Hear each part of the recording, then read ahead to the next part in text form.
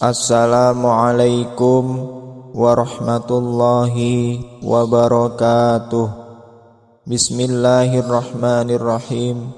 Alhamdulillahi rabbil alamin.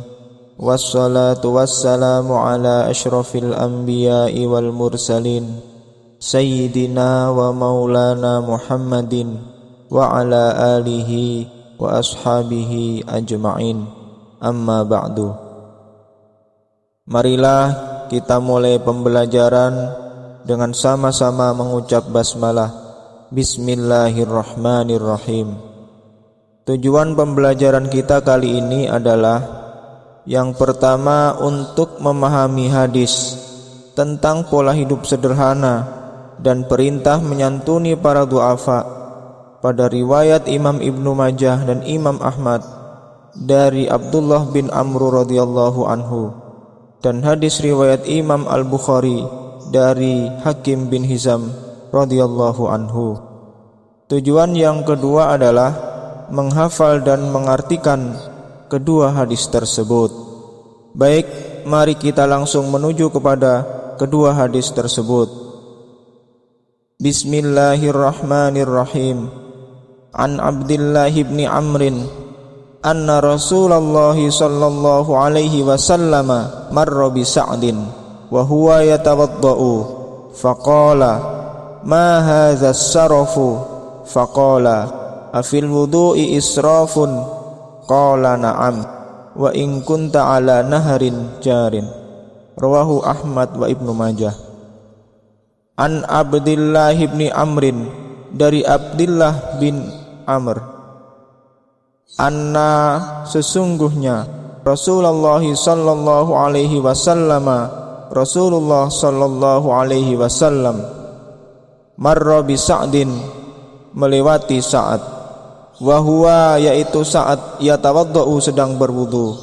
Faqala, maka Rasulullah sallallahu alaihi wasallam bersabda, ma hadza, kenapa seperti ini, as-sarafu, berlebih-lebihan.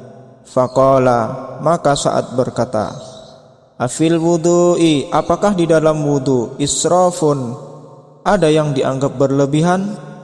Qala, Rasulullah sallallahu alaihi wasallam menjawab, na'am, iya, wa in kunta, meskipun kamu berada, ala naharin, di sungai, jarin, yang mengalir.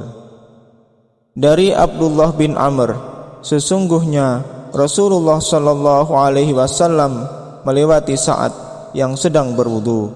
Maka Rasulullah sallallahu alaihi wasallam bersabda, kenapa berlebih-lebihan seperti ini? Sa'ad pun menjawab, apakah di dalam berwudu ada yang dianggap berlebihan?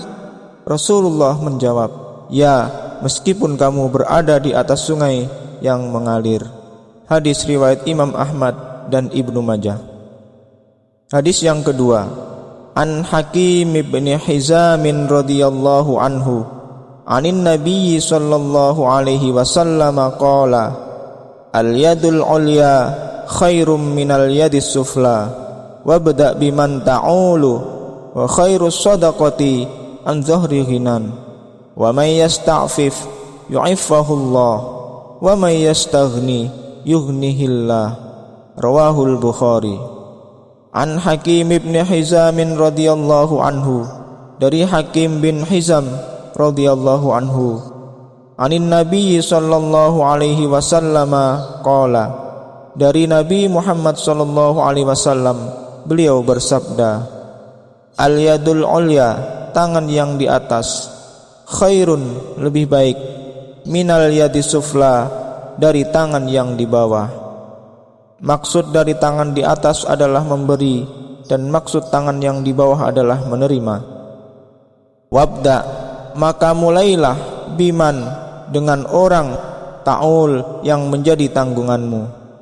Wa khairus sadaqati, dan sebaik-baik sedekah, an zahri ghina, adalah dari yang sudah cukup untuk kebutuhan dirinya. Wa may yasta'fif, waman, maka barang siapa, yasta'fif, berusaha menjaga dirinya, yu'ifahullah, maka Allah akan menjaganya. Waman, dan barang siapa, yastaghni merasa cukup untuk dirinya, yughnihillahu maka Allah akan mencukupkannya. Hadis riwayat Bukhari. Dari Hakim bin Hizam radhiyallahu anhu, dari Nabi Muhammad sallallahu alaihi wasallam, beliau bersabda, tangan yang di atas lebih baik dari tangan yang di bawah. Maka mulailah dengan orang-orang yang menjadi tanggunganmu. Sebaik-baik sedekah adalah dari orang yang sudah cukup untuk kebutuhan dirinya. Maka siapa yang berusaha menjaga dirinya, Allah akan menjaganya. Dan siapa yang merasa cukup untuk dirinya, maka Allah akan mencukupkannya. Hadis riwayat Bukhari.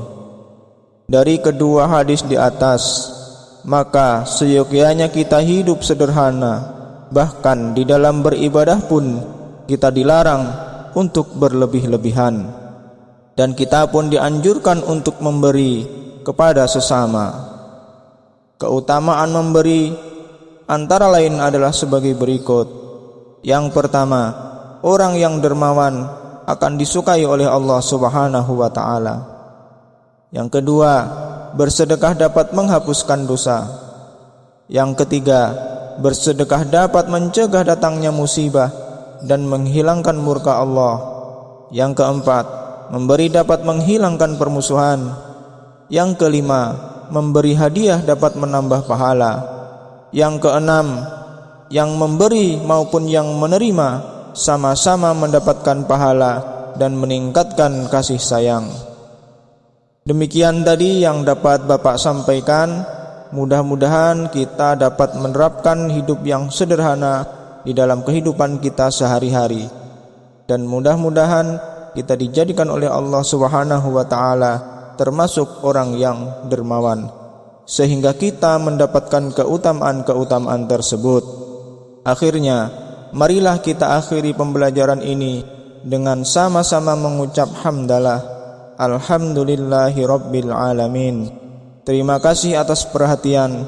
Mohon maaf atas kekurangan. Wassalamualaikum warahmatullahi wabarakatuh.